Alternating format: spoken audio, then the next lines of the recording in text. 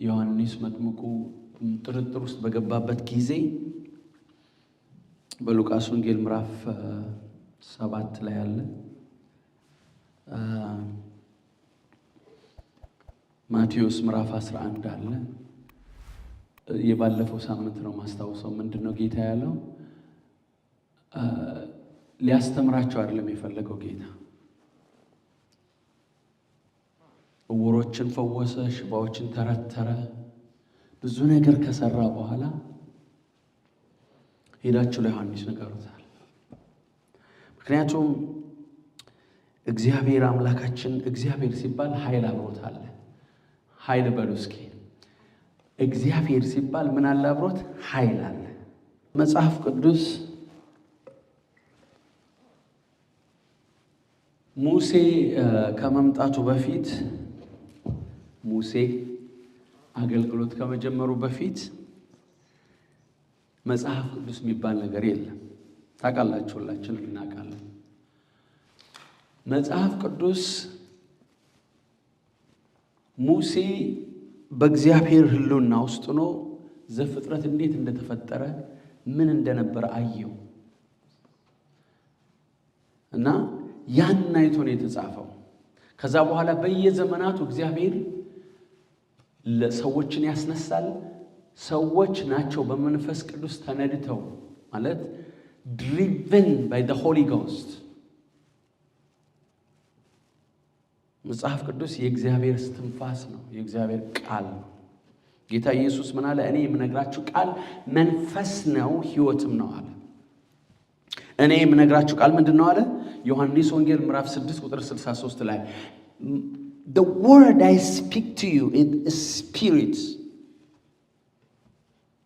አሁን ይሄ የምናየው ግዑዝ የሆነው ዓለም ሁሉ የምናያቸው ፍጥረቶች ሁሉ በእግዚአብሔር አእምሮ በእግዚአብሔር ማይንድ ውስጥ ነበሩ።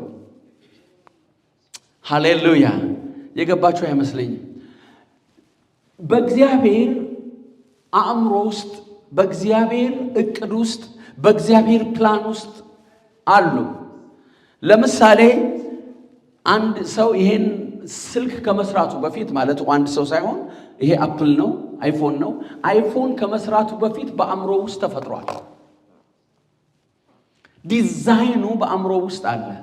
ከዛ በኋላ ማኒፋክቸር ለማድረግ ቴክስ ታይም ኮፒ ያደረጉ ለመስራት ነው። የመጀመሪያው ግን ዲዛይን ብዙ ጊዜ ይወስድባቸዋል። ግን አምላካችን ግን እንደዛ አይደለም። ሃሌሉያ! እግዚአብሔር ግን ምን ሲል ነው የሚሆንለት? ይሆን ሲል ይሆናል። ይሆን አለ ምን አለ ነው የሚለው? ሆነ። ሙሴን አንድ ጊዜ እንደዚህ አለው፣ ለዚህ ሕዝብ አለው 1 ወር ሙሉ ስጋ በላቸዋለሁ አለ።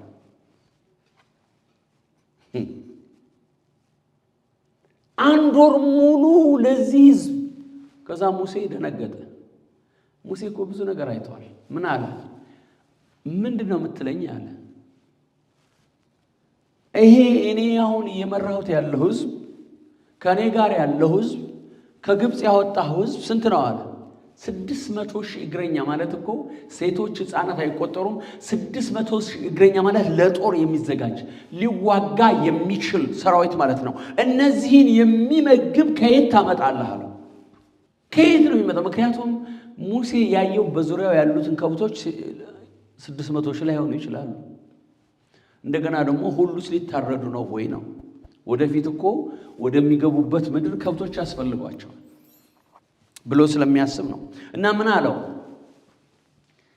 ቃሌ ይፈጸምና ይፈጸም እንደሆን ታያለህ። ሃሌሉያ! ይፈጸማል አይፈጸምም ምን ትላለህ? ታያለህ። ከዛ በዚህኛው የአንድ ቀን መንገድ ወደዚህ የአንድ ቀን መንገድ ወደዛ የአንድ ቀን መንገድ ወደዚህ የአንድ ቀን መንገድ 2 ክንድ ነው የሚለው 2 ሜትር ነው የሚለው ድርጭቶች ተሰበሰቡ ወይም ሞሉ ይላል። what does that mean? ዊኒፔግን 200 ኪሎ ሜትር ስኩዌር ነው ዊኒፔግ። ከዳውንታውን ወደ ኤሌ የሚባል ቦታ ለመድረስ 1 ቀን ያስፈልጋል። ኤሌ ለመድረስ 1 ቀን ያስፈልጋል። በእግሩ ሰው ቢሄድ ማለት ነው። በእግር ነው የሚታሰበው፣ በመኪና አይደለም። ስለዚህ በዛ ዙሪያ ሞሉት ነው የሚለው። አሁን ይሄ ንግግር እግዚአብሔርን አይገልጸውም። አሜን አሜን። እግዚአብሔርን የሚገልጸው ግን ስራው ነው። አሜን። ይሄ ንግግር ጌታ ኢየሱስ ለዚህ ነው ቁጭ ብሏልና ምን ማድረግ ጀመረ? ሰዎችን አይን ማብራት፣ ጆሮ መክፈት፣ ሽባን ማራመድ። ከዛ በኋላ ሂድና እኔ ነኝ አይደለሁም ንገረው አላቸው። ሃሌሉያ። እግዚአብሔር ስራው እንደዚህ ነው። የእግዚአብሔር ስም ብሩክ ይሁን። ስለዚህ አምላካችን እስኪ እናመሰግነዋለን። ዛሬ የምናየው ግን ሌላ ነው። ዛሬ የምናየው ኢሳይያስ 43 ቁጥር 18 እና 19 እናነባዋለን። ምን ይላል? የፊተኛውን ነገር አታስተውሉ፣ የጥንቱንም ነገር አታስቡ። እነሆ አዲስ ነገርን አደርጋለሁ፣ እርሱም አሁን ይበቅላል፣ እናንተም አታውቁትምን? በምድረ በዳ መንገድን በበረሃ ወንዞችን አደርጋለሁ። አዲስ ነገር ለመቀበል እንዘጋጅ ነው ርዕሱ። አዲስ ነገር ለመቀበል ዝግጁነት ያስፈልገናል። Be ready to receive new things from God. በጣም አስቸጋሪ የሆነው ነገር ለኛ ምንድነው ብትሉ አዲስ ነገር መቀበል ነው። እዚህ ላይ ለኢሳይያስ ምንድነው የሚለው? እኔ አዲስ ነገር እናደርጋለሁ። የመጀመሪያው ምን አትበሉ ነው የሚለው? አታስቡት። አዲስ ነገር አደርጋለሁ። እሱ ደግሞ መቼ ነው አለ? አሁን ይበቅላል አለ። ስለዚህ አዲስ ነገር ለመቀበል የኛ ኃላፊነት አለብን። አዲስ ነገር በተፈጥሯችን በሰው ተፈጥሮ አዲስ ነገር ሲመጣ ለመቀበል በጣም ከባድ ነው። አዲስ ነገር ለመቀበል በጣም ይከብደናል። እየሰማችሁ ነው? አዲስ ነገር ለመቀበል በጣም ይከብዳል። ለምሳሌ መኪና በመጣበት አካባቢ ይመስላችኋል ሰው ሁሉ አምኖ መኪና የሚሳፈር ነው? ከብዙ ጊዜ በኋላ ነው ወደዛ መኪና የገቡት። አላየሁም ግን እርግጠኛ ነኝ። አውሮፕላን ራሱ አዲስ ሲመጣ ይመስላችኋል ሰው በቀላሉ የተለማመደው? ማንኛውም ነገር አዲስ ነገር ሲመጣ፣ አዲስ ነገር ወደ ሰው ህይወት ሲመጣ፣ ያልተለመደ ነገር ሲሆን፣ እንግዳ ነገር ሲሆን ሰው ለመቀበል በጣም ይከብደዋል። ለምን? የለመድነው ነገር አለ። የተለማመድነው ነገር ስላለ የለመድነው ነገር ይቀለናል። የሰማችሁ ይሄ ነው? የለመድነው ነገር ቀላል። አዲስ ሰው ቢመጣና ከኛ ጋር ቁጭ ቢል ያን አዲስ ሰው እስክናውቀው ድረስ እንቸገራለን። አዲስ ትዳር ሰው ሲይዝ አዲስ ትዳር ወደ መለማመድ ወደ አንድነት እስኪመጣ ድረስ በጣም ችግር አለበት። በጣም እጅግ ጥቂት ሰዎች ናቸው ከ20 ከ30 ዓመት በኋላ የሚለያዩት። ዋይ? ወደ አንድነት ይመጣሉ። ሁለቱ አንድ እየሆኑ ይመጣሉ። ለምንድን ነው አንድ የሚሆኑት? ከብዙ መተማመን የተነሳ ከብዙ መለማመን የተነሳ የአንዱን ባህሪ አንዱ ከመረዳትና መቻቻል የተነሳ አብረው ለመኖር አይከብዳቸውም። አንዱ ደክሞ ያል በቃ መተው የማይችለው ነገር አለ። እኔ የራሴ ድካም አለኝ፣ የሷ የራሷ ድካም አላት። ከዛ በኋላ በቃ አይን የሚሄድ ችግር አለብኝ ብለው ተማምነው መኖር ይጀምራሉ። ትዳር ብቻ አይደለም፣ በጣም ብዙ ነገር፣ መንፈሳዊም ነገር እንደዛ ነው። መንፈሳዊም ነገር አሁን እኛ ስለ ስጋዊ አይደለም የምንነጋገረው፣ መንፈሳዊ ነገር ነው የምንነጋገረው። የመጀመሪያው እምነት ምንድን ነው ማለት? የመጀመሪያው እምነት ስላችሁ በእኛ በባህላችን ራሱ በምድራችን ላይ በአፍሪካ ላይ የመጀመሪያው እምነት ፔንቴኮስታል ነው ወይም ደግሞ ክርስቲያኒቲ ነው። ሪሊጅን አይደለም። ሰይጣን የፈለገ ብትሉት ሃይማኖትን አይዋጋም። ይዋጋ ነው። ስለማይዋጋው የጌታን ማዳን ምስጢር ቀብሮ መጀመሪያ ከኢትዮጵያ የሄደው ጃንደረባ ወደ አፍሪካ ይዞት የገባው ክርስትና ነው። የአይሁድን እምነት አይደለም። ክርስቲያን መሆን በክርስቶስ ኢየሱስ አምኖ መዳን ነው ያ ኢትዮጵያዊ ጃንደረባ የሚባለው። አሁን ግን አዲስ የሚባለው የትኛው ነው? ለምን ስለጠፋ ሰይጣን በብዙ ዳርክነስ ሸፍኖ ስለነበረ አሁን 100 ዓመት 200 ዓመት አይሆንም። በተለይ በእኛ በአበሾች 100 ዓመት ነው የሚሆነው። 100 ዓመት በቃ ከሆነ ስለዚህ አዲስ ተብሎ ይጠራል። አዲስ ሃይማኖት ጌታ ኢየሱስ ክርስቶስ ከሞት ከተነሳ በኋላ ሐዋርያት ይዘውት የመጡት ምንድነው? ክርስትና ለአይሁዶች አዲስ ነው። እውነት ነው፣ አዲስ ነው። ምክንያቱም መጽሐፍ ቅዱሳችን ራሱ ምንድነው የሚባለው? አዲስ ኪዳን። አዲስ ኪዳን መጽሐፍ ቅዱሳችን ምንድነው? አዲስ ኪዳን። አሮጌው ኪዳን ምን ብሏል ነው የሚለው? ተሽሯል። አሁን ስለ ኪዳን ነው፣ ቃሉ አይደለም የሚናገረው። ኪዳን አለ። በታወት የነበረው ኪዳን፣ በሕግ የነበረው ኪዳን፣ አሁን በጸጋ የሆነ ኪዳን፣ በክርስቶስ ደም የሆነ ኪዳን ውስጥ ነው ያለ ነው። ኒው ኮቨናንት። ስለዚህ ያ የነበረው የመጀመሪያው ሰዎችን ወደ ከጨለማ ወደ ብርሃን የሚያመጣው የህይወት መንገድ እንደ አዲስ መጠራት ጀመረ። በተለይም በእኛ በሐበሾች፣ በእኛ በተለይ ሰይጣን የሚመለክበት ቦታ ላይ ቢሄድ አንድ ሰው አንድ ወንጌላዊ ሄዶ ቢሰብክላቸው አዲስ ነገር ይዞ መጣ ነው የሚሉት። ጳውሎስ እንደዛ ነው ያሉት። አዲስ ሃይማኖት ይዞ መጥቷል፣ ኑ እንስማው። ግሪክ በሄደበት ጊዜ ምክንያቱም እነሱ የሚያመልኳት አርጤሚስ ምትባል ጋዳስ ነበረች። it's a demon, the name of demon። ስለዚህ ያቺ ለነሱ ተስማምታቸው ነበር። ጳውሎስ የሚሰብከው ምንድነው? አዲስ ነገር ነው ለነሱ፣ ያልተለመደ ነገር ነው። እኛ የሮሜ ሰዎች ልናደርገው የማንችለውን ይሉላል የሮሜ ሰዎች። ያልተለማመድነውን አዲስ ነገር ነው ይሄ ሰው ይዞ የመጣብን ይላሉ። እነሱ አምላክ የላቸውም፣ የሚያመልኩት ነገር ነበራቸው። ስለዚህ ያንን ጳውሎስ የሚሰብከውን ተንሳኤና ሕይወት የሆነውን ኢየሱስን መቀበል ለነሱ በጣም ከባድ ነበር። ሃሌሉያ። በየዘመናቱ ከዛ በኋላ የተለያዩ እግዚአብሔር በየደረጃው ቀስ እያለ ነው የሚለቀው። ተመልከቱ፣ እዚህ በፊት ተናግሬያለሁ፣ ቀስ እያለ።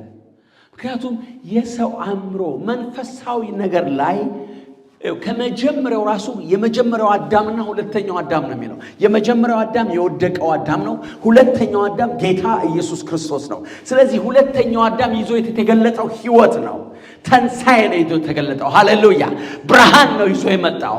እንዲበዛልን ነው የመጣው፣ እንዲትረፈረፍልን ነው የመጣው። ጌታ ኢየሱስ ምን አለ? በዮሐንስ ወንጌል ምዕራፍ 10 ቁጥር 10 ላይ ሌባው አለ ሊሰርቅ ሊያርድ ሊያጠፋ እንጂ ስለሌላ አልመጣም። እኔ ግን አለ ኢየሱስ ሕይወት እንዲሆንላችሁ እንዲበዛላችሁ እንዲትረፈረፍላችሁ መጣሁ። that's Jesus። ይህን ሕይወት ሰው እንዳይገለጥለት በተቻለ መጠን ማጨለም ይፈልጋል። በሚችለው ሁሉ መጀመሪያ አንድ ቁጥር መስጠት ያለብንን ነገር በምንም ነገር ከምድራዊ ነገር ከዚህ ሥጋ ነገር ከትምህርት ከሁሉ ነገር የበለጠው ምንድነው ብትሉ ተንሳኤና ሕይወት የሆነው ኢየሱስ ነው። ምክንያቱም ኢየሱስን ሰው ከያዘ በጨለማው ላይ ብርሃን ሆኖ ይገለጣል። ሃሌሉያ። የእግዚአብሔር ቃል ምን ይላል? እናንተ የዓለም ብርሃን ናችሁ፣ የዓለም ጨው ናችሁ ይላል። ይህ የዓለም ብርሃንና የዓለም ጨውነት የሚገኘው ከክርስቶስ ጋር ያለን የጠበቀ ሪሌሽንሺፕ ወይም ደግሞ ሳልቬሽን ስናገኝ ነው፣ ደህንነት ስናገኝ ነው። ሰው ክሌም ሊያደርግ ይችላል። ብዙ ሰዎች ሳይድኑ ቤተክርስቲያን ይመላለሳሉ። እዚህ በፊት ተናግሬያለሁ። ምክንያቱም ፐርሰናል ኢየሱስን በግል ስንቀበለው በሕይወታችን ውስጥ የሚፈጠር ነገር አለ። ሃሌሉያ። የሚፈጠር ነገር አለ፣ የሚሆን ነገር አለ። ያለፈው ነገር ሁሉ ያስጠላናል። እንደ መጀመሪያው መውጣት እንደ መጀመሪያው መግባት አንችልም። በህይወታችን ውስጥ ምን ሆኗል? አዲስ ነገር ሆኗል። መጽሐፍ ቅዱስ ምን ይላል? በተለመደው ጌታን አግኝቶ አንድ ሰው ለሁሉ ሰው ይመሰክራል። እናውቃለን ሁላችንም በእንደዚህ አይነት ለሰው ሁሉ ለሚያገኘው ይመሰክራል። ይሄ ሰው አዲስ ክርስቲያን ሲሆን ለሰው ሁሉ ሲመሰክር አንተ ስንት ጊዜ ነው በጌታ? አይ 2 ወር ነው 3 ወር ይላል። እኛ ተረጋግተናል። ለሰዎች ለመመስከር ግድ የለንም።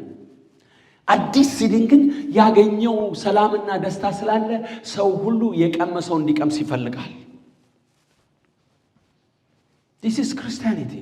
ምክንያቱም ሌላ ነገር በምድር ላይ የፈለገውን ነገር ቢኖረን የፈለገውን ያህል ዕውቀት ብንደርስ ከፍታ የሚባለው ነገር ብንደርስ ሰው ዓለምን ሁሉ ቢያተርፍ ነፍሱን ግን ቢያጠፋ ምን ይጠቅመዋል ነው የሚለው። ስለዚህ አዲስ ነገር ኢየሱስ ሊሰጠን ይፈልጋል። አሜን አሜን።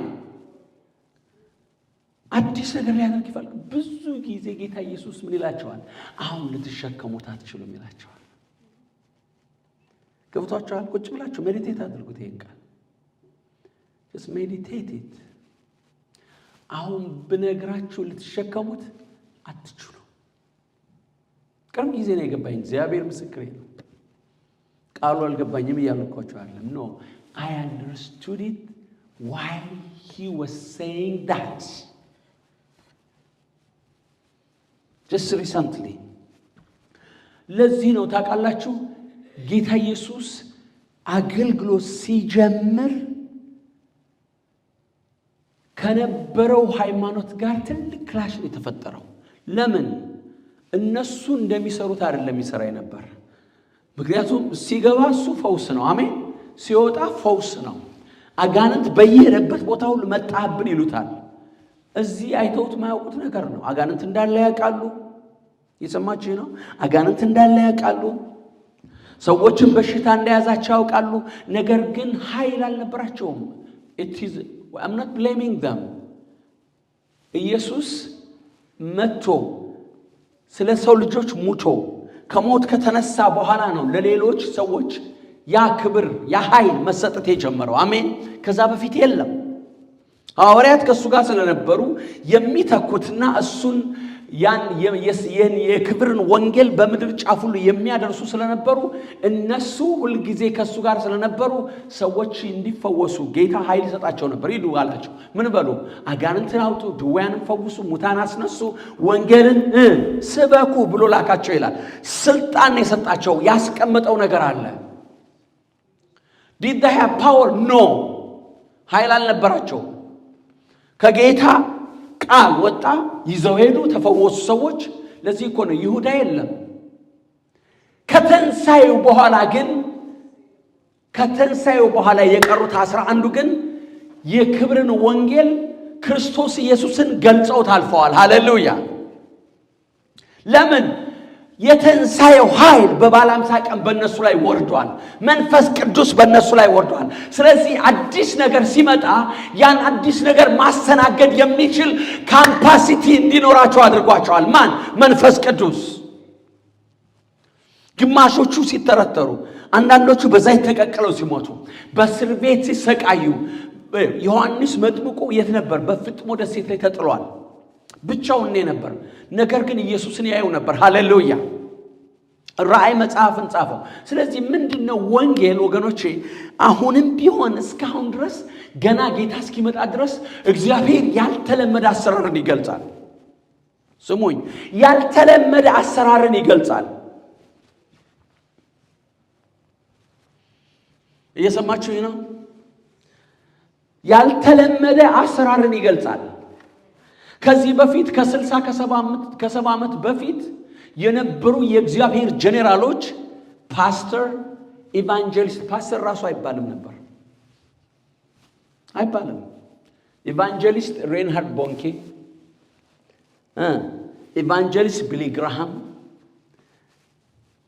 ኢቫንጀሊስት ዊሊያም ብራነም፣ ኢቫንጀሊስት ሴስ አብትግሩ እንደ ጄኔራሎች የእግዚአብሔር ጄኔራሎች እነ ጆን አሌክሳንደር ትልልቅ የእግዚአብሔር ወንጌል አገልጋዮች እነ ያንግቹ ያንግቹ ፓስተር ነው።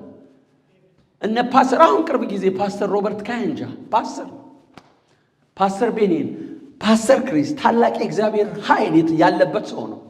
he's a prophet, he's an apostle. ስላልተለመደ በዛን ጊዜ የለም ፓስተር ናቸው በፓስተርነታቸው ቀጥለዋል። ሰውየው በስሙ ሊጠራ ይችላል። It's not about the man, it's about Jesus. The grace of God. ለምንድን ነው ያሳያቸዋል? አዲስ ነገር ሲመጣ ከተወሰነ ጊዜ በኋላ ምን በባል ጀመረ? አፖስቶል ፕሮፌት እንዳሉ መገለጥ ጀመረ። በቀደም አንድ ሰው ጋር ስንነጋገር ፓስተር ነው እና ገርሞታል ፕሮፌት ስለመባል በጣም ገርሞታል እና በጣም ነገረኝ እንደገረመው ነገረኝ። ከዛ በኋላ ምን አለኝ? እኔ አሁን 1 2 3 ልሾም ነኝ አፖስቶልና ፕሮፌት አለ። በሰው እኮ አይሾምም አልኩት። በሰው አይሾምም፣ እግዚአብሔር ነው የሚሾመው። ምክንያቱም ሰው ሹመት ሊሰጥ ይችላል፣ ስራ ግን አይኖርም። ሰው ከሾመን ስራ የለም። እግዚአብሔር ሲሾም ግን ሰው ባይሾመን ስራ አለ፣ ችግር የለም። የእግዚአብሔር ስም ብሩክ ይሁን። ከዛ እሱን አይደለም ፈልገውና ምን አለኝ? አንዳንዶች አሉ አለኝ አሁን ሐዋርያና ነብይ የለም የሚሉ አለኝ። የደረሱበት እነሱ እዛ ነው። የሰማችሁኝ ነው? they are behind 30-40 ዓመት ወደ ኋላ ነው ያሉት እነሱ። ገና አልደረሱበትም። ይደርሳሉ፣ ከፈለጉ ይደርሳሉ። ከፈለኩ ደርሳለሁ በሉ እስኪ። ለዚህ ነው አዲስ ነገር ለመቀበል we must be ready መጠማት አለብን። አሜን አሜን። አዲስ ነገር እኔ ስለ ታይትል አይደለም ወይም ደግሞ ይሄ ጸጋው በእኛ ላይ ዝም ብሎ ይሰራል፣ ስም ባይኖረው ይሰራል። የእግዚአብሔር ስም ብሩክ ይሁን። እኛ ግን መዘጋጀት ያለብን እግዚአብሔር አዲስ አሰራር አለው። በኤልያስ ሲሰራ የነበረበት መንገድና በኤልሳ ሲሰራበት የነበረ መንገድ አንድ ነው። መንፈሳዊ አባቱ እኮ ነው። he is a spiritual father, but he was walking different dimension. Elisha was not confused the way God was using him. Elias ቅጠል ቆረጠ፣ እንጨት አደረገ፣ ጨው አደረገ የሚል አንብባችኋል? የለም። እሳት ይጠራል፣ እሳት ይመጣል። በቃ ይሄ ነው የሱ ስራ። አሜን። በቃ የሱ ስራ ይሄ ነው። ኤልሳ ግን እንጨት ቆርጦ ምን ላይ ይጥላል? ውሃ ላይ ይጥላል። ውሃው እየመረረ ነው ሲሉት ጨው አምጡልኝ አላቸው። ምግብ ሰርተው ቀድተው ሲያቀርቡት ሞት አለበት አሉት።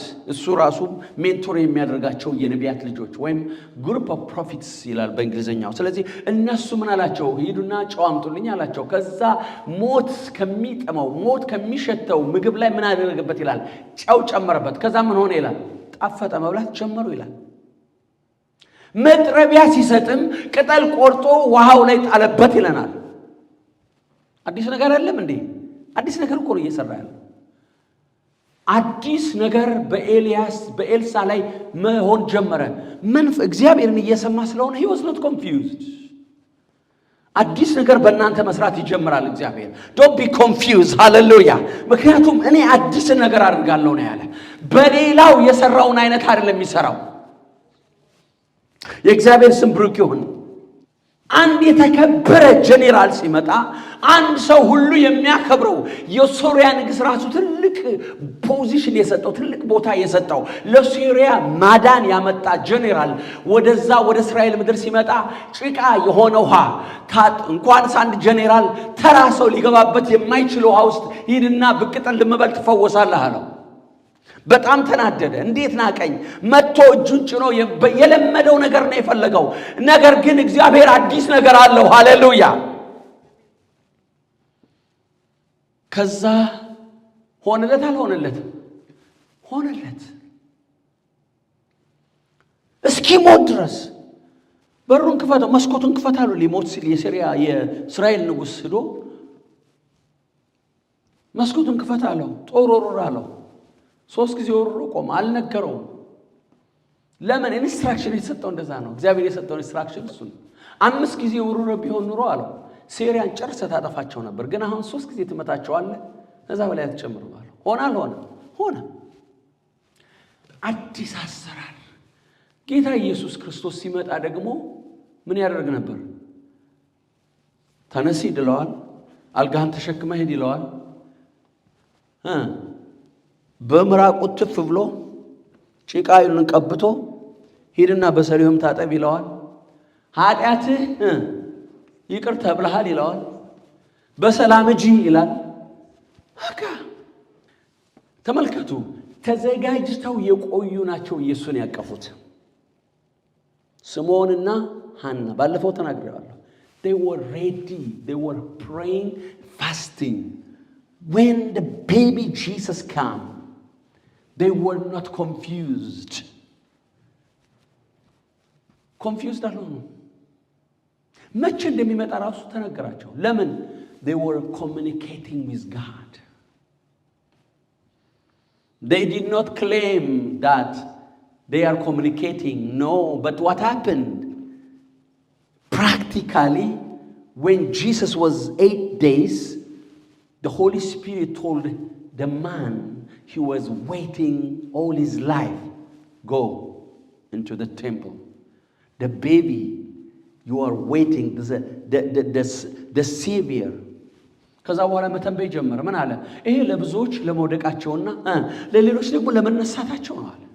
ባንቺ ደግሞ ምን ያለ ሰይፍ በሰውነት ያልፋል፣ በልቧ ተጠብቀው ነበር መጽሐፍ ቅዱስ። በእኛም ዘመን እንደዛ ነው። እግዚአብሔር አዲስ ነገርን አደርጋለሁ እያለን ነው። የአዲስ ነገር ምንድን ነው? እኛ ከእግዚአብሔር ጋር ያለን ሪሌሽንሺፕ መልካም ከሆነ እናውቀዋለን። የሰማችሁ ነው። እናውቀዋለን። በመንፈስ ስለሆነ አንደርስታንድ የምናደርገው የእግዚአብሔር ስም ብሩክ ይሁን። ግን በየዘመናቱ እግዚአብሔር ቀስ እያደረገ ነው የሚለቀው። ለምን? በአንድ ጊዜ ልንሸከመው አንችልም። የሰማችሁ ነው። በአንድ ጊዜ ልንሸከመው አንችልም። አንድን ሰው ሲቀባ ራሱ በብዙ ነገር ካሳለፈው በኋላ ነው እግዚአብሔር የተናገረው ሁሉ እንዲፈጸም በአንድ ጊዜ ማፍጠር ይጀምራል። ሃሌሉያ። አብርሃም እኮ በጣም ብዙ ዓመት ነው የቆየው።